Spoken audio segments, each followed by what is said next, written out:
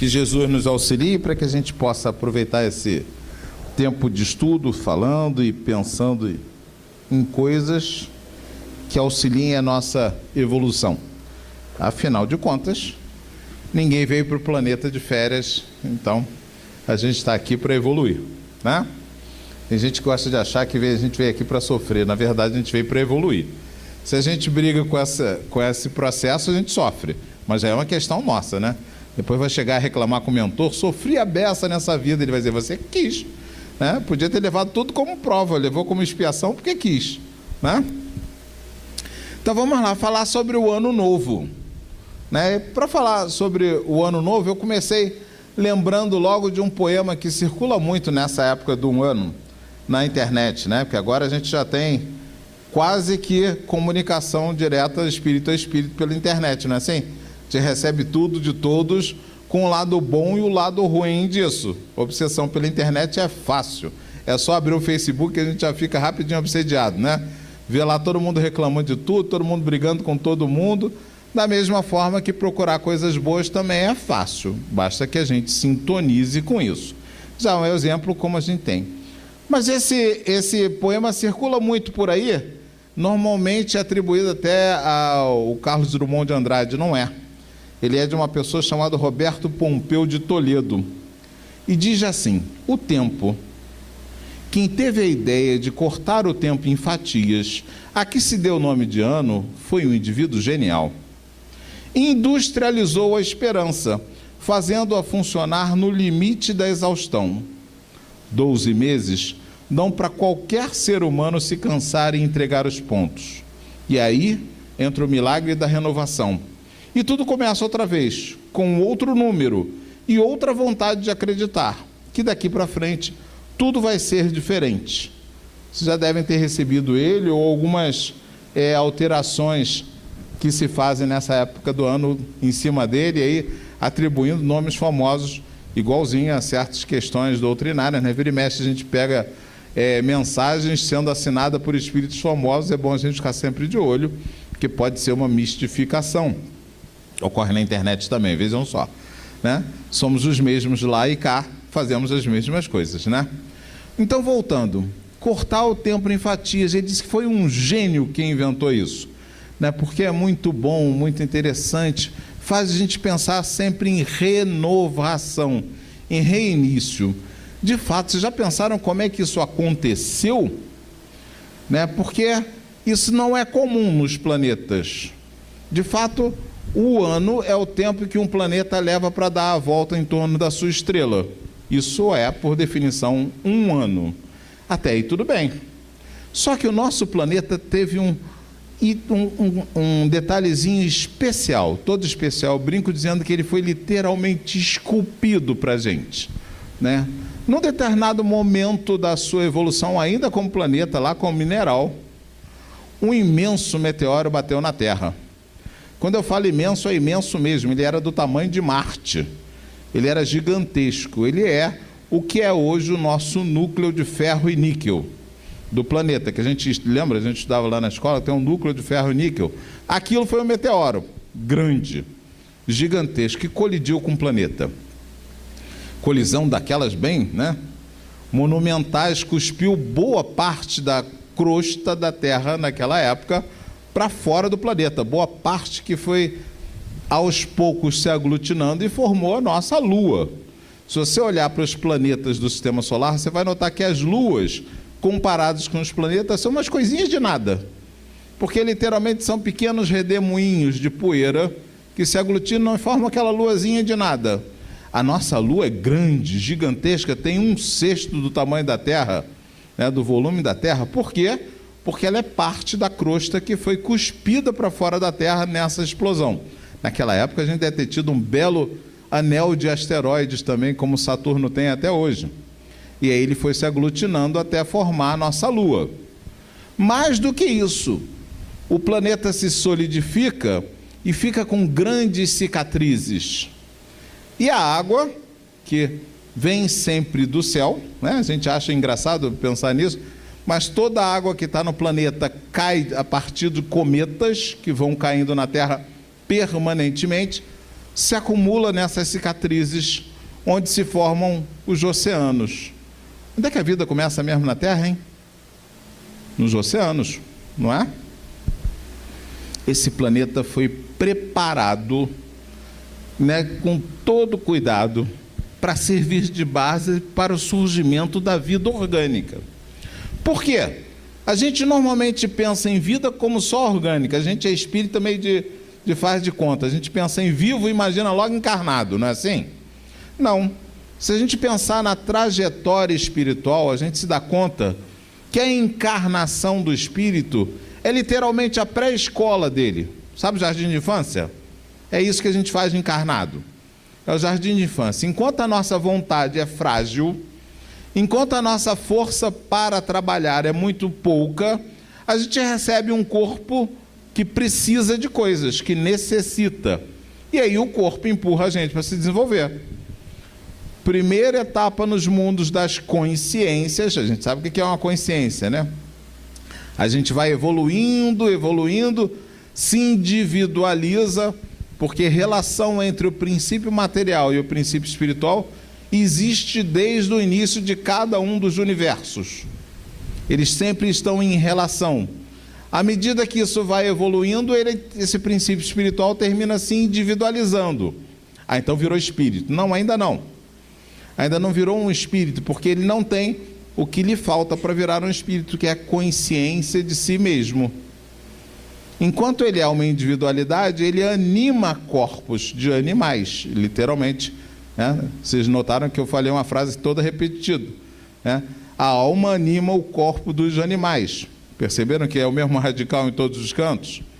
Esse princípio espiritual individualizado começa a fazer sua trajetória evolutiva animando seres vivos. Só que na Terra? Não.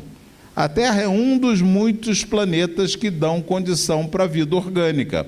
Ah, bem que eu sabia que Marte também devia ter vida. Não tem, não. Não é tão frequente assim, é só o jardim de infância, lembra? Quanto tempo vocês passaram na sala de jardim de infância e quanto tempo passaram em outras salas? Né?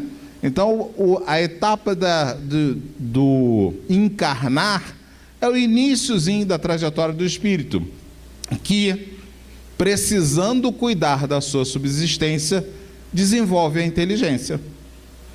Literalmente é o início. Ele começa a lidar com a inteligência como? Lidando com a sobrevivência no mundo. E esse mundo foi bem preparado para isso. Por quê? Nesse choque, inclusive, a gente levou um tranco tão grande que deu uma inclinadazinha no planeta. Vocês sabem disso, né? O eixo da Terra não roda junto com o eixo do Sistema Solar. Ele tem um ângulo de 27 graus de uns quebradinhos. E por isso, enquanto a Terra faz a sua volta em torno do Sol, nós temos estações. Porque num determinado período a gente recebe menos tempo de luz e no outro período mais tempo de luz. Quando o eixo está inclinado em direção ao Sol, aquele hemisfério recebe mais tempo de luz. Quando está do outro lado, é o outro hemisfério que recebe mais tempo de luz. Ela não roda certinha, ela roda inclinada. Isso dá o nosso verão e o nosso inverno. Né? Quem gosta dessas coisas, eu não devo estar falando nenhuma novidade. A gente ainda tem mais uma questão. Como a Terra não roda num círculo, e sim numa elipse, esse é alongado, no hemisfério norte, essas estações são ainda mais acentuadas, porque na época do verão, é a época que a Terra está mais perto do Sol. Então ele recebe o Sol, a luz mais quente e mais tempo. E no inverno, mais longe e mais fria. Ok? Porque tem mais distância, fica mais frio e menos tempo.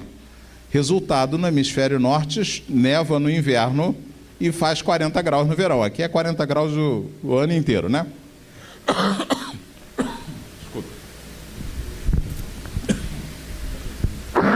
Falando de calor, entrar e sair em ar-condicionado deixa uns sequelazinhas assim.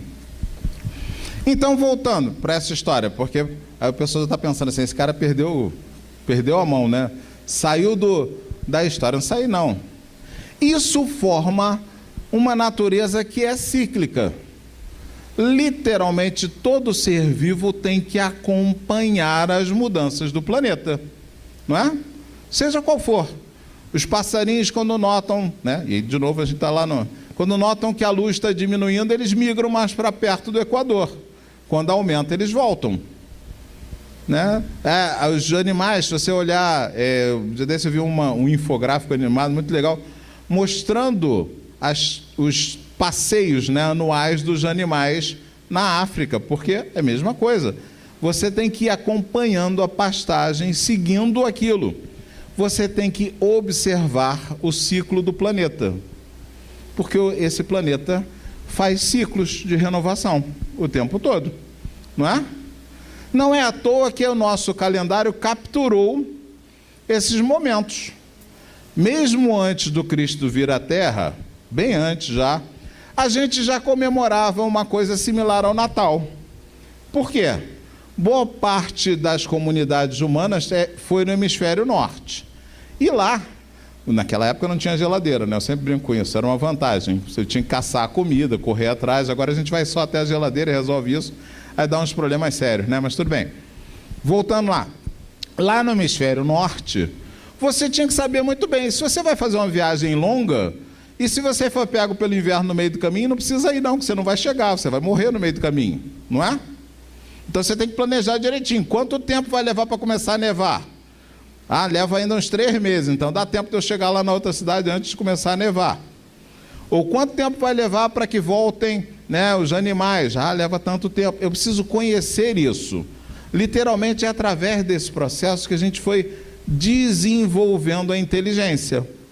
Sabendo quando era a época de plantar, quando era a época de colher. Quando é a época de buscar coisas, de fazer colheita, quando não é. A gente precisou conhecer esse ritmo de todos. E até hoje a gente festeja isso. Quando eu comentei do Natal, é exatamente isso. Lá no hemisfério norte, quem não tivesse guardado comida suficiente, no dia 25 de dezembro, na verdade um pouquinho antes, lá pelo dia 23, era o pior dia do ano. É o dia mais frio, o dia mais escuro, a noite mais longa. Nesse dia, normalmente é o pior dia do ano. Nesse dia, se você não conseguiu colher e guardar comida suficiente, você está morrendo. Você está padecendo de falta de comida. Você está de inanição. Qual é o único jeito de sobreviver? Ser presenteado por alguém que teve alguma sobra. Então, antes mesmo de Jesus chegar, a gente já tinha o costume de, nessa época do ano, dar presente. Sobrou comida? Dá para o amigo ali do lado, que o amiguinho que não tem vai morrer. Você gosta do seu vizinho? Dá para ele. Porque se ele não tiver, ele vai morrer. Ele não vai conseguir sobreviver ao dia mais terrível do ano. Não é à toa que quando a gente foi comemorar o aniversário de Jesus, o pessoal deve ter perguntado, onde é que está a certidão de nascimento? Naquela época não tinha isso, né? Até o censo era complicado, lembra da história de Jesus? Eles estavam viajando, por quê? Porque naquela época o censo era o seguinte, volta para a cidade que você nasceu e diz, estou vivo. Depois pode voltar para onde você está vivendo. Imagine que trabalheira que isso ia dar hoje em dia, né? Mas era assim. A viagem que eles faziam era em direção a Nazaré de novo, para poder chegar lá e dizer, oi, sou eu aqui, estou bem, anota aí, marcou 1, posso voltar para onde eu estou. Né? E é por isso que Jesus nasce no meio desse trajeto. Ok? Vamos voltar para isso depois. Então, naquela época não tinha muito documento, certidão, data. Em que época você nasceu? Mais ou menos em... Até hoje a gente comemora uma brincadeira dessa. Vocês sabem por que a gente brinca de 1º de abril? Sabem? 1º de abril era o primeiro dia do ano durante um período. E aí o ano foi ficando torto, porque eles não sabiam direito quanto era. Então esse negócio de ano bissexto, correção no fim do milênio e tal, não tinha. Então o que ocorreu? Foi ficando cada vez mais torto, e uma bela hora a igreja chegou e disse, vamos consertar. E fizeram um ano de 400 e tantos dias, e o ano passou a começar em janeiro. Só que as pessoas não recebiam informação. Então, 1º de abril, o pessoal dizia, passa lá em casa que vai ter uma festa de início de ano. Ele chegava lá, o cara dizia, errou, 1º de abril. Até hoje a gente faz a mesma brincadeira, né? Todo mundo tem calendário, mas continua fazendo a mesma brincadeira. Voltando, comemoramos eventos astronômicos e colamos as datas que são, e aí vou falar de propósito, místicas nesses eventos. A partir do momento que o Cristo veio para a Terra, tudo começou a melhorar, não é? Então, que dia a gente comemora o aniversário dele? No pior dia do ano. Porque dali para frente tudo começou a melhorar. Ué, mas então não é a data que ele nasceu? Não. Até os próprios historiadores falam isso. Qual é a data que foi? Não sei. A gente não sabe. Ah, bom, mas ele morreu na Páscoa, né? Ele morreu no primeiro domingo de lua cheia, depois do equinócio, da primavera, lá no hemisfério norte. Não, claro que não também. É outra data de renovação da natureza. É quando você começa a ver filhotes correndo de novo, quando você começa a ver passarinhos. Não é à toa que até hoje a gente dá coelho da Páscoa, né? A gente dá ovo de Páscoa. São datas astronômicas. São datas que foram feitas para que a gente entendesse o ritmo do planeta. E entendendo o ritmo do planeta, passasse a viver com ele. É claro que uma coisa que eu sempre brinco é o seguinte: cada um de nós, espíritos, é colocado no local onde melhor vai aprender as coisas. E o próprio poema brinca com isso, né? A gente desiste fácil, não é? Qualquer coisa que dá errado, a gente daqui a pouco diz: ah, não dá certo não. Já tentei umas 3 vezes, não deu certo, não vai dar certo nunca. Não é assim? Eu lembro há um tempo atrás um cliente meu que eu tinha que estava perdendo o diploma de técnico porque ele não tinha conseguido estágio. Não consigo estágio. E eu virei para ele e falei assim: eu vou lhe arrumar um estágio. Ele ficou todo contente. Ah, é. Seu estágio vai ser procurar estágio. Então você vai acordar amanhã de manhã, vai tomar seu banho, botar uma roupa socialzinha, vai escolher as empresas que você quer trabalhar e vai visitá-las. Vai chegar lá, vai entregar o currículo, vão lhe dizer: não tem vaga. Você vai dizer sorrindo: não tem importância, eu só quero deixar porque eu gostaria de trabalhar aqui nessa empresa. Ok? Você vai visitar 8 horas por dia empresas falando isso. E vai anotar lá o seu follow-up. Dali a uns 15 dias você volta lá e pergunta: olha, eu vim aqui para saber se abriu alguma vaga. E vão dizer de novo para você: não abriu. Né? E assim ele começou a fazer. Provavelmente me achando, né, um terapeuta maluco, daqueles que inventa coisa para fazer os outros se sentirem mal. Porque receber não faz a gente se sentir mal. Não é à toa que a gente recua muitas vezes frente à frustração. Você faz uma fantasia na sua cabeça, diz: vai dar certo, vai ser assim, vai ser assado, e quando não é, a gente sofre. Sofre porque não foi? Não, sofre porque tem que desfazer a fantasia na cabeça. Seja qual for, ela pode ser a mais concreta possível. Você tem um filho e diz: meu filho vai morrer depois de mim, ele que vai chorar no meu enterro. Ele morre antes, a gente fica acabado. Por quê? Porque morreu antes? Não, todo mundo sabia que quem encarna tem que desencarnar, não é assim? Isso aqui é vai e volta o tempo todo. A gente vem, faz um bate e volta aqui na Terra, vem, faz aqui, encarna, resolve o probleminha, volta lá, vive mais um pouco, faz outro bate e volta, não é assim? A gente sabe disso. O filho é um empréstimo para a gente ajudar a evolução dele. Mas se ele morrer antes de mim, eu sofro muito. Né? Porque afinal de contas eu não tinha me programado para chorar no enterro dele. Tinha que ser o contrário. A gente sofre por conta das nossas expectativas. É por isso que Kardec vai falar que qualquer sofrimento pode virar ou uma expiação enorme. Se eu me agarro às minhas fantasias, isso é uma tremenda expiação. Eu casei e achei que era para a vida toda, e agora eu me separei, olha que dor. Né? Eu tinha uma amizade e agora ela se desfez, olha que dor. É a tal as dores que eu brinco, que eu vou chegar lá para o mentor e dizer: sofri a beça. Ele vai dizer: não tive nada a ver com isso não, foi você e a sua fantasia aí. Né? Ou eu transformo isso numa prova. Literalmente me aproprio daquilo que eu perdi, me dou conta do que aconteceu e transformo o futuro que eu tinha planejado, planejo outro. Porque mapas são assim. A gente faz um mapa que vai fazer, se eu chegar lá e ele não corresponder ao que está acontecendo, eu tenho que mudar o mapa, né? Eu tenho que me reprogramar. Ah, mas vai ver que foi isso que eu combinei lá quando eu estava na minha programação encarnatória, tem certeza? Né? Porque a gente adora se fazer o auto-engano, né? Auto-obsessão. A gente: não, olha só, tá vendo essa mulher linda? Foi ela que eu programei para casar.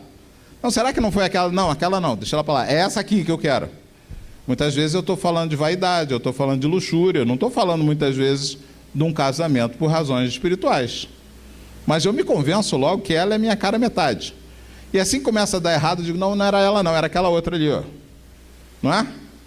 E muitas vezes a gente vai tentando se convencer que está fazendo certo, enquanto vai fazendo várias coisas erradas. Voltando para o ano, para que a gente veio encarnar num planeta que tem ciclos? Que tudo começa, muitas vezes se encerra, perde todo o brilho, perde as folhas, perde os frutos, perde tudo e recomeça de novo. Para lembrar a gente dessa possibilidade. Para lembrar a gente de que não é à toa que as coisas muitas vezes encerram, elas têm ciclos, elas precisam muitas vezes encerrar para que a gente treine a nossa ação permanente. Porque é isso que o ano novo chama a gente sabe disso. Todo ano novo a gente faz aquela lista toda, como é minha, sempre começa a fazer dieta, né? E aí vai daí para frente. Aí chega no fim do ano e diz, ai meu Deus, não fiz. O que falta para a gente é persistência. Ainda mais quando as provas são difíceis. Né? Ainda mais quando a questão é mais difícil, aí que a gente não persiste mesmo. Aí que a gente resolve logo acreditar que não vai dar certo. Não vai dar certo. Impossível, isso não vai dar certo. Se não deu certo é porque eu não achei a forma correta de fazê-lo. E essa é uma mudança de pensamento. A gente sempre acha que não deu certo porque não era para dar. Como se nada pudesse ser mudado ali. A coisa que eu preciso mudar está dentro de mim. É a forma como eu lido com o outro. Não é? Isso é a tal da reforma íntima que a gente fala tanto. A doutrina espírita propõe uma reforma íntima. Por quê? Bom, então vamos lá. Entra Jesus nessa história. Inaugurando literalmente um mundo de provas e expiações. Naquela época, o mundo de provas e expiações. Naquela época a gente tinha já dominado a agricultura, as sociedades já floresciam, a gente produzia o suficiente para todos. Ah, mas tinha pobre? Tinha, porque muitas vezes a gente não produz o suficiente ou joga fora muita coisa. É assim até hoje. Né? 4/5 de toda a plantação humana na Terra serve para a gente comer carne. É ração para porcos, gado e galinha. 4/5. Se a gente fosse comer o que a gente planta, ficava muito mais fácil. Só precisava plantar 1/5 daquilo. Né? Só que a gente não faz. A gente prefere alimentar os animais, matá-los e comê-los. Incentivo para o pessoal ser vegetariano? Eu não consigo não. Antes que alguém critique, eu ainda não consigo não. Mas é um incentivo, porque eu estou desperdiçando água potável, terra plantável, etc., para poder produzir só alguma coisa que é só por uma questão de prazer, não é por uma necessidade. A gente vai discutir aí aquele capítulo, o necessário e o supérfluo, que vai sempre de vez em quando a gente ir revisitar. Né? Então, voltando, a gente já tinha conseguido produzir culturas, e as culturas estavam indo de vento em popa. O único problema que tinha é que o nosso primitivismo continuava agindo, né? Então a gente produz cultura, produz o suficiente para todos, e o que é que a gente faz? Hierarquiza e acumula riqueza. Não é assim? Em vez de dividir o produto que era produzido, se faz uma hierarquia cada vez maior e começa a se criar pessoas que são diferentes de outras. Né? Então diz, não, esse aqui é mais gente do que o outro. O Código de Hammurabi, que a gente festeja como sendo o marco da justiça humana, porque antes dele a regra era vendetta. Alguém foi lá e pisou no meu pé, eu mando matar a família inteira, porque assim fica mais fácil. Perceba que não tem nenhuma proporção entre o que aconteceu e a justiça, teoricamente. O Código de Hammurabi foi um dos primeiros que se celebrava. Mas já celebrava assim, olha, se matar um homem livre paga tanto, se mataram um escravo paga tanto, se mataram uma mulher paga tanto, e ele ia fazendo classes diferentes. E assim foi em praticamente todas as sociedades humanas. Fomos inventando classes diferentes, não foi? Só teve um jeito para isso. Um dos espíritos crísticos, um dos gênios que inventaram o ano, um daqueles que já estava trabalhando já como espírito perfeito, quando o sistema solar tinha começado, 5 bilhões de anos atrás, sabe?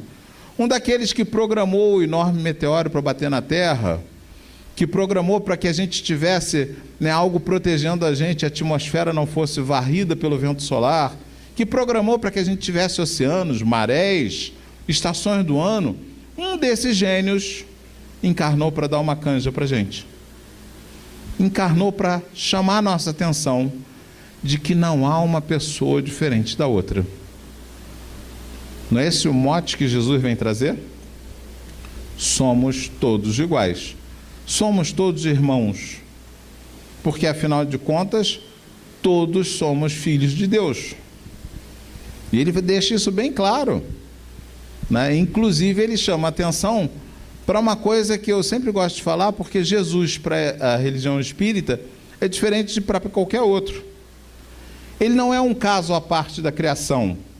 Ele não é um ser diferente. Ele é alguém que já fez o trabalho todo dele, já fez o aprendizado todo dele. E aí está pronto para trabalhar por outras pessoas. Cada um de nós chegará a ser um espírito crístico. Pode botar aí uns 4 bilhões e meio de anos na frente, tá? Que essa é a folga que ele já tem, né? Se ele já estava trabalhando há 4 bilhões de anos atrás, ele já tinha acabado o jardim de infância há muito tempo. Nós ainda estamos no jardim de infância. A gente ainda se vê tentado a não querer ajudar o outro, não é assim? Eu não consigo perceber o outro como alguém igual a mim. Eu não consigo perceber o outro como alguém a quem eu devo as mesmas coisas que eu consegui receber. É assim que a gente faz? Não, a gente normalmente tem muita dificuldade com a questão da caridade. Não é à toa que Kardec escolhe como bordão: fora da caridade não há salvação. Porque enquanto eu continuo discriminando o outro, eu não consigo fazer as mudanças necessárias em mim.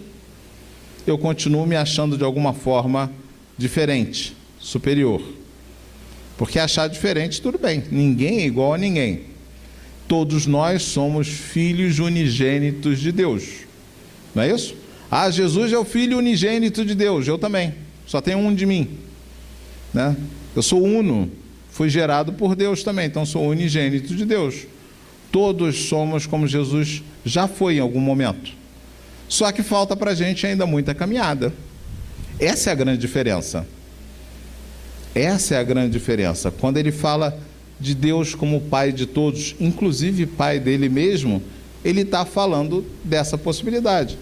Quando ele está dizendo tudo aquilo que eu faço, vocês também poderão fazer, ele está falando de evolução. Ele está falando da possibilidade da gente ir cada vez mais aprendendo a transformar o mundo, porque foi isso que ele fez. Jesus nasce numa cidadezinha pequena do interior de um país pequeno, invadido pela maior potência da terra na época. Roma tinha invadido a Judéia e tinha trocado todo o sistema administrativo, era o governo de lá, era romano. Então toda a parte de produção, etc., tudo estava afetado pelo jeito romano de ser, né? E aí Jesus vem e nasce nesse país e mostra que ainda assim ele é capaz de mudar o mundo. E a gente faz o quê? Ah, não dá não, porque ainda estou... né? Aí vem aquelas desculpas que a gente gosta de usar. Ainda estou muito no início, né? Estou muito no início da caminhada e tal. É muito difícil, sabe? Eu não consigo me controlar, né? São os meus instintos, a gente adora culpar os instintos, né? Eu sou assim por causa dos meus instintos. Vai lá, briga com o vizinho e diz que foi os instintos, né? Como se animais não vivessem em comunidade sem estarem permanentemente brigando, né? Não, são meus instintos, eu sou assim mesmo. Não, não é. Ao contrário do que parece, boa parte do que a gente traz instintivo, ou seja, inscrito no corpo biológico, empurra a gente para o oposto. A gente tende a ser solidário porque a gente tem estruturas no corpo que fazem com que eu sinta o sofrimento do outro. Não é à toa que o pessoal vive chorando na frente de filme. Todo mundo sabe que é ator, né? Todo mundo sabe que o cara ganhou um dinheiro para estar ali, mas aí vê o sofrimento do outro lá e né? O pessoal chora. Quem nunca chorou vendo um filme, né? A gente vai lá e se debulha em lágrimas. Por quê? Só o fato de eu estar imaginando aquele sofrimento faz ecoá-lo na minha mente. E eu sinto vontade de fazer algo por. O que a gente normalmente faz? Se afasta disso. Então deixa eu desligar a televisão para não ver mais o noticiário, deixa eu não passar mais naquela área porque ali só tem pobre, deixa eu não olhar para aquela pessoa que está dormindo na rua, e assim sucessivamente. Aí a gente diz, não, mas poxa, isso é um instinto, eu estou tentando me proteger. Não, a gente está tentando literalmente inibir a tendência solidária que a gente já tem. Da mesma forma, boa parte, existe inscrito no nosso código biológico a tendência para ser justo. Então, o experimento que as pessoas fazem com crianças, já devem ter visto, você chama a criança e dá 10 moedinhas de chocolate para ela, diz, olha só, vai entrar uma outra criança ali, você pode dividir as 10 moedas do jeito que você quiser, tá bom? Se ela aceitar, cada um sai com a sua parte. Se ela não aceitar, vocês dois saem sem nada, tá bom? Pela matemática, a criança que está entrando não tem moeda nenhuma. Se oferecerem uma moeda para ela, ela já saiu na vantagem, não é? Matematicamente, ou é nenhuma moeda ou uma moeda, está ótimo. Ganhei uma moeda de chocolate. Nenhum de nós aceita menos do que 2. Nenhum de nós. Cerca de 60% de nós não aceita se a relação não for 4:6. E todo mundo aceita se for 6:6. Temos a tendência a ser justo, que já funciona mesmo quando o espírito ainda está toldado pelo véu da infância. Já funciona nos amigos antropóides, eles já fazem isso também. Se eles cooperam para conseguir um alimento, depois eles dividem, não precisaria. Um deles pegou, não precisaria dividir, mas eles dividem. Temos a tendência a ser justos. Por que não funciona? Porque os espíritos atrapalham. Nós aqui encarnados dizemos, não, que justiça o quê? Justiça nada, melhor para mim primeiro. A gente ainda é muito assim. Não é à toa que vivemos imersos nesse campo de necessidades mútuas. Não é à toa que somos permanentemente convidados a auxílio ao outro. Não é à toa que a gente precisa estar olhando essas coisas em volta, porque senão a gente simplesmente se omite. Então, o convite ao trabalho assistencial é o melhor que tem, porque ele já existiu sempre. Desde muito tempo a gente precisava ajudar os nossos vizinhos, os nossos amigos, a nossa comunidade, porque senão ela não sobreviveria. A ilusão de independência que nós temos, ela não é mais do que isso, só uma ilusão. Nenhum de nós aqui é independente do mundo. Nenhum de nós conseguirá seu processo evolutivo sozinho. A ideia de que eu vou me esconder em uma caverna e aí sim eu vou estar evoluindo é falsa. Leia Kardec. É falsa. Ser ermitão não adianta de nada. O pensamento leva a gente, às vezes, aos maiores enganos. A gente precisa voltar a acessar uma existência muito mais que a do sentir. Porque ali a gente tem indicações boas para agir. A gente foi desenvolvendo com o tempo um medo das nossas sensações, um medo dos nossos sentimentos. Por quê? Porque justamente eles convidam a gente a estar próximo do outro, a auxiliar o outro, a cooperar com o outro. Não é assim? A gente vira e diz, vem cá, eu preciso levar essa mesa para ali, eu garanto que eu arrumo 10 na mesma hora para levar. Agora, se eu disser, escuta, eu preciso de alguma coisa para fazer durante 1 ano, voltando lá para o poema inicial, o que acontece? Tem 10 no primeiro dia, 5 no segundo, 2 no terceiro, e aqueles 2 vão até o fim do ano, não é assim? O que acontece? A gente normalmente não é persistente. Toda vez que a gente começa a fazer qualquer tarefa, a gente começa a exigir resultados, só que a colheita não é nossa. O plantio é nosso. É necessário que a gente vá semeando, como Jesus conta na parábola do semeador. A gente vai semeando. Agora, o que nasce depende de onde a semente caia. A gente normalmente inverte as coisas. Se estiver produzindo frutos, a gente quer semear mais, demais, até muitas vezes... Desculpa.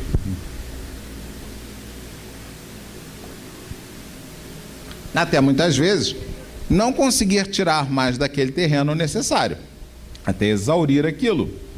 A gente precisa ir cada vez mais buscando outras atitudes que produzam frutos, buscando outras atividades, até porque a gente vai descobrir mais coisas que gosta. E esse é o grande detalhe. A gente perde muitas vezes, não olhando o sentir, exatamente isso. Quando você age na obra de Deus, você é invadido por um bem-estar. Literalmente. Quando você está agindo conforme o fluxo, você é invadido por um bem-estar. As alternâncias da natureza justamente foram trazidas para que a gente aprenda a não brigar com a realidade. Então, se é hora de plantar, a gente planta, se é hora de colher, a gente colhe, se é hora de se recolher, a gente se recolhe, se é hora de brincar, a gente brinca. A gente tem que ir alternando isso. A gente tem que seguir o fluxo da mesma forma no trabalho. Quando a gente faz uma obra que está de acordo com o fluxo evolutivo, a gente sente isso.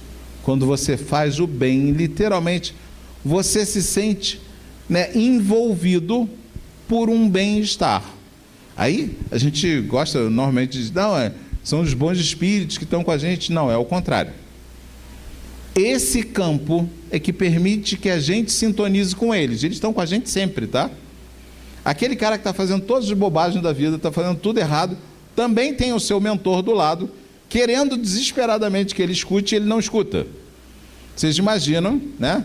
Clarencio, durante 8 anos, indo todo dia lá, falar com o André Luiz, dizendo, vamos embora, mamãe, vamos embora, levanta aí, porque você tem uma obra para continuar, tem 16 livros para escrever, vamos?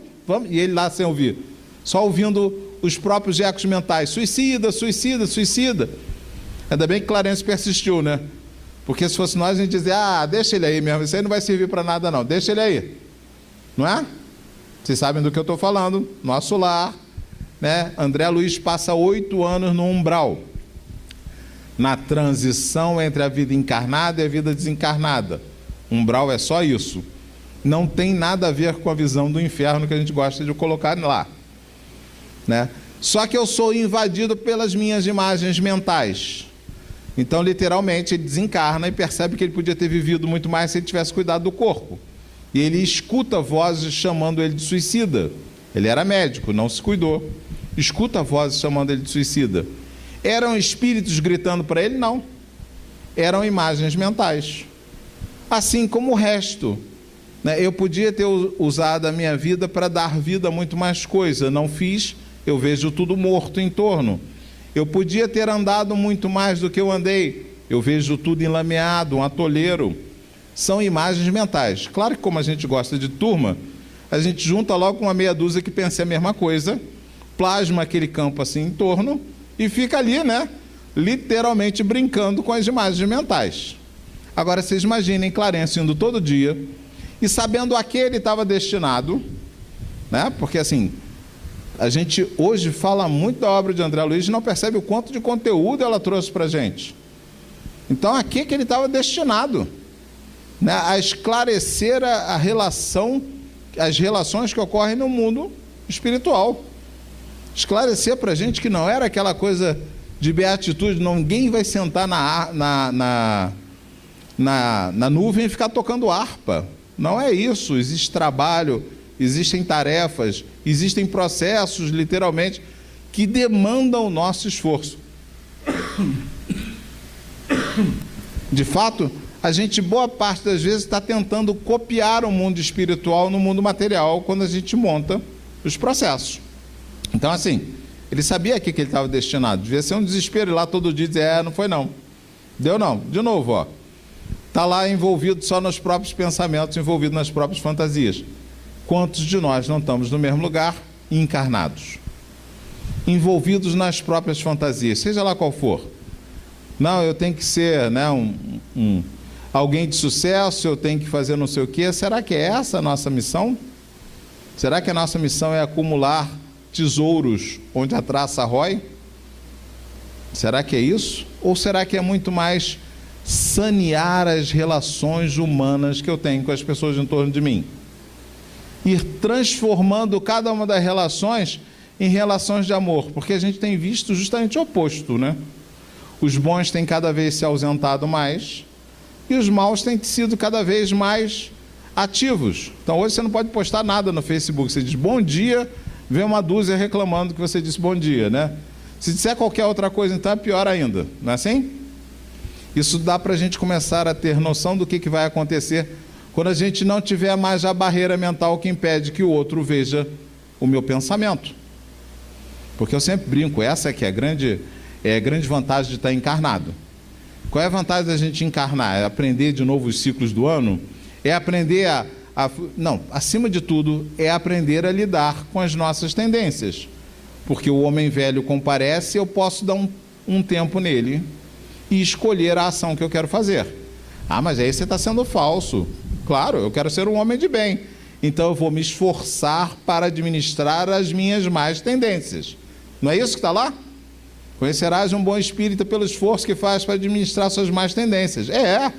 Então na hora que eu dar vontade de bater em alguém, eu digo, calma, calma, vai com Deus, meu irmão, e pronto. Ganhei um pontinho a mais, porque isso se tornará um hábito. E depois de hábito se tornará uma virtude. Estou copiando Emmanuel, tá? Não existe virtude que não tenha sido um hábito. Se eu passo a ser gentil e carinhoso com as pessoas, a tendência é que eu administre isso dentro de mim mesmo e comece a ser gentil e carinhoso naturalmente. Se eu passo a ser calmo e tranquilo, a tendência é que isso vá sendo administrado a mim mesmo e eu incorpore ao meu espírito isso. Então isso vira uma tendência minha, que eu levo, que não vai ficar só com nessa encarnação, né? É claro que não adianta eu fazer isso e esconder, né, todas as minhas más tendências com isso e continuar cultivando internamente, né? A gente diz, bom dia, vai com Deus, irmão. Desgraçado, está pensando o quê? Aí eu não estou fazendo bem, né? Porque eu não estou administrando má tendência nenhuma, eu só estou escondendo ela do outro. Já é um avanço, tá? Emmanuel diz para a gente não interromper nenhum bem do outro. Ah, mas a gente só está fazendo caridade para aparecer. Deixa. É pelo menos o início, ele está fazendo para aparecer. Daqui a pouco ele começa a se acostumar com isso e faz naturalmente, porque é assim que a gente é. Você começa a ser gentil, tranquilo, né? Destemido, e aí você se descobre um belo dia fazendo as coisas com baixa energia, com tranquilidade, com facilidade, porque você conseguiu incorporá-las ao seu espírito, né? Você começa a trabalhar sem estar tão preocupado com o resultado, porque você conseguiu incorporar isso ao espírito. É essa que é a nossa função na Terra. Esse espaço entre aquilo que eu sou e aquilo que eu quero ser pode ser atualizado. No plano espiritual é mais difícil, né? Que alguém briga comigo, por mais que eu tente ser gentil, já aparece na minha psicosfera tudo que eu estou pensando dele.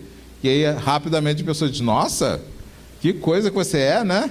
E aí fica mais difícil, né? Então assim, aqui a gente tem essa vantagem de poder exercitar esse bem-estar. E aí se renovar. Literalmente se renovar. Assim como o planeta ensina, a cada vez a gente se renova repetindo aquilo que não ficou bom, não é? A gente sempre pensa na reencarnação como sendo uma proposta só de vida para vida. Não, eu briguei com ele, deixa que na próxima eu resolvo. Eu brinco dizendo que espírita adora, né, errar à vista e pagar a prazo, né? Eu errei agora, eu pago daqui a umas 3 encarnações, aí tudo bem. Aí eu venho lá com um problema sério e resolvo. Não é bem assim que funciona, né? A gente precisa já ir fazendo o processo permanentemente, se permitir os ciclos permanentemente. Errei, faço de novo e dessa vez melhor. E quantas vezes forem necessárias, porque o planeta não se cansa de se repetir. Não é isso? A gente vem vivendo esses ciclos de anos sucessivos há muito tempo, com toda a tolerância que os bons espíritos têm para que a gente consiga evoluir. Então que a gente possa aproveitar esses ciclos, que a gente possa aproveitar essa proposta de se refazer. E se refazer, não, e aí recentemente o João aparece falando disso assim, não pensando no modelo de ressurreição, porque durante muito tempo a gente pensava no modelo de ressurreição. Eu preciso de novos recursos, de um corpo novo para poder fazer alguma coisa. Não é essa a ideia da ressurreição? Eu vou ganhar de novo um corpo e aí sim eu vou poder fazer alguma coisa. Não. A doutrina espírita traz a ideia da reencarnação. onde somos nós mesmos que teremos que resolver nossos problemas. Não precisa ir lá e voltar de novo com outro corpo, tá? A gente vai e volta toda noite. Toda noite a gente dá uma desencarnadinha, já notaram? A gente vai lá, dorme, né? Diminui as frequências corporais, se desliga um pouco do corpo, vai lá no plano espiritual e faz as coisas que quer. Por que eu brinquei com o que quer? Pode ser que você queira aprender mais, pode ser que você queira falar com seus mentores, pode ser que você queira ficar brincando com as suas formas de pensamento, né? De novo, estou me calcando em André Luiz, que fala de um avarento que vai dormir e fica brincando com uma pilha de ouro. Mas não tem uma pilha de ouro ali, né?